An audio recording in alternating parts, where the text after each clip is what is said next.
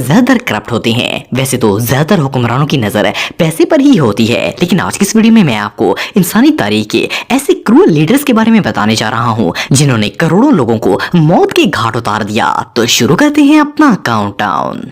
Genghis Khan. दोस्तों, इंसानी तारीख में आज तक जितने भी जंगजू और हुक्मरान गुजरे हैं, इनमें चंगेज खान का नाम टॉप ऑफ द लिस्ट आता है। ये एक ऐसा जंगजू था जिसने पूरी दुनिया का नक्शा ही बदल दिया था। चंगेज खान खौफ का दूसरा नाम था। इसका असल नाम तैमूजिन था, लेकिन इसके दबदबे की वजह से सब इसे चंगेज खान कहते थे। ये मंगोलिया के एक कबीले का हुक्मरान था। उस वक्त मंगोलिया में बहुत से और भी कबाइल मौजूद थे। एक दिन इसने इन तमाम कबीलों के सरदारों को इकट्ठा किया और इनके साथ मिलकर दूसरे इलाकों को फतह करने का फैसला किया। इन सबको तैमूजिन की बात इतनी पसंद आई कि इन्होंने इसे अपना सरदार बना लिया और इसका नाम चंगेज खान रख दिया। इस आपको जानकर हैरानगी होगी कि इसने चाइना को 2 दफा फतह किया था। सन 1214 और 1218 में इसने चीन के 2 रास्तों पर कब्जा कर लिया था, जिनके नाम हिया और किम थे। और आखिरकार सन 1219 में इसने ख्वारिज़्म, उज़्बेकिस्तान, अफगानिस्तान और ईरान के खिलाफ जंग का बाकायदा ऐलान कर दिया था। ये तारीख का वो वाहिद हुक्मरान था जिसने आधी दुनिया को फतह कर लिया था, लेकिन इस दौरान इसने 4 करोड़ से भी ज्यादा लोगों को मार दिया था।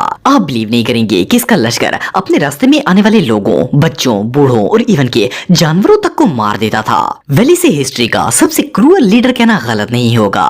स्टैलिन। दोस्तों, जोसेफ स्टैलिन इंसानी तारीख का वो नाम है जिसे लोग आज भी जानते हैं। ये रशिया का हुक्मरान था और इसका असल नाम जोसेफ वेनोविच था। ये जॉर्जिया में पैदा हुआ था और ये वो शख्स था जिसने हिटलर को शिकस्त दी थी।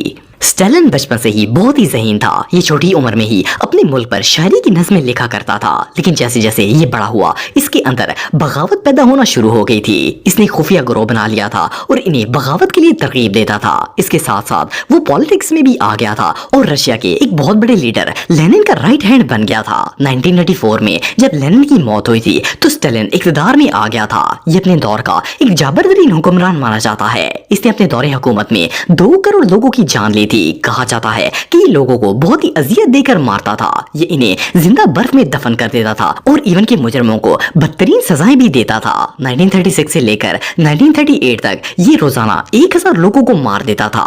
ये शख्स वाकई में किसी जल्लाद से कम नहीं था।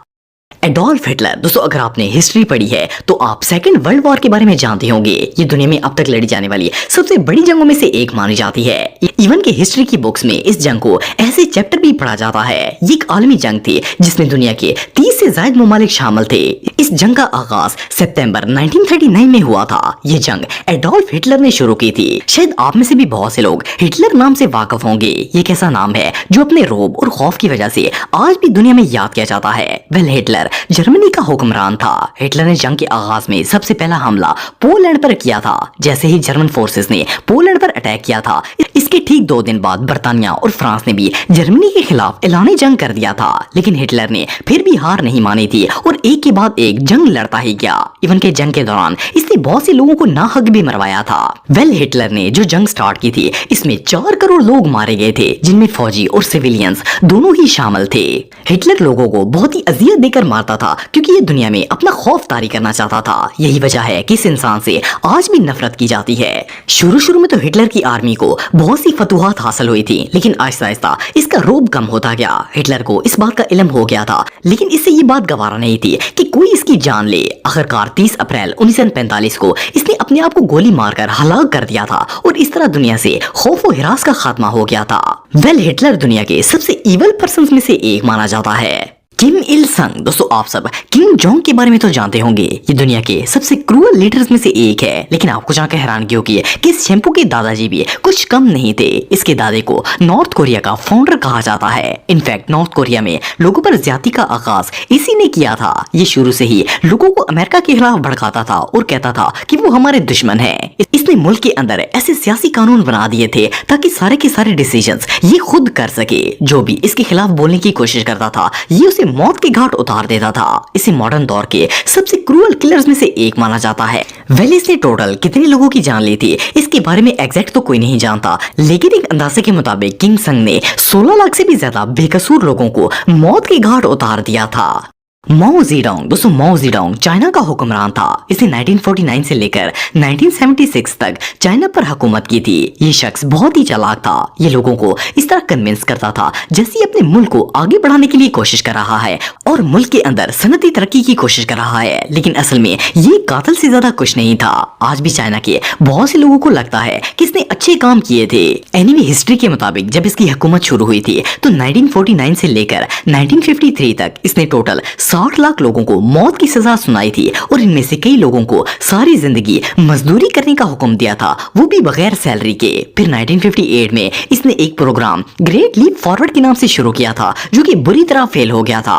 इसने पूरे मुल्क को स्टील एक्सपोर्ट करने का हुक्म दिया था और लोगों के पास इसके अलावा और कोई काम नहीं बचा था, जिसकी वजह से मुल्क में कहत साली छा गई थी और लोग भूख की वजह से मरना शुरू हो गए थे। आप बिलीव नहीं करेंगे कि इसके सिर्फ एक क्रूअल डिसीजन की वजह से चाइना में टोटल 2 करोड़ लोग सिर्फ भूख की वजह से मारे गए थे। एक एस्टिमेट के मुताबिक माओ के दौरे हुकूमत में टोटल 5 करोड़ 50 लाख लोग मारे गए थे। ये रियली अनबिलीवेबल है।